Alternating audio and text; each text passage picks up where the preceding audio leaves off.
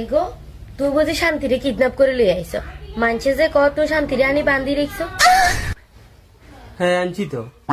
মামা তুই কেন ঘুহাইলা আনলোকে এরম করতা আরে এত বড় ধোকা দিতা আরে তুই এরকম করর কিনলে তুমি বইও আগে আর কথা শুনো ঠিক করে। কাইলা আমি গিয়ে সাধু বাবার কাছে গেছিলাম বুঝছো নি।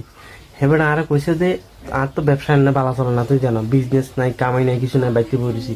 হেবেটা করছে মাসখানেক শান্তি রেখলে এর ফলে আর পুরো বিজনেস পুরো একদম হাই কোয়ালিটির দিয়ে দেবো পুরো হাই ক্লাস পুরো আম্বানি টাইপ চলি বান্ডার মালদারি যাবে তেলে বলে শান্তিরে কিডন্যাপ করে লিয়েছি 1 মাস রাখবো বিজনেস সেট আপ হয়ে যাবো এর আবার নিবে দিয়ে যাবো তুই টেনশন করিস না।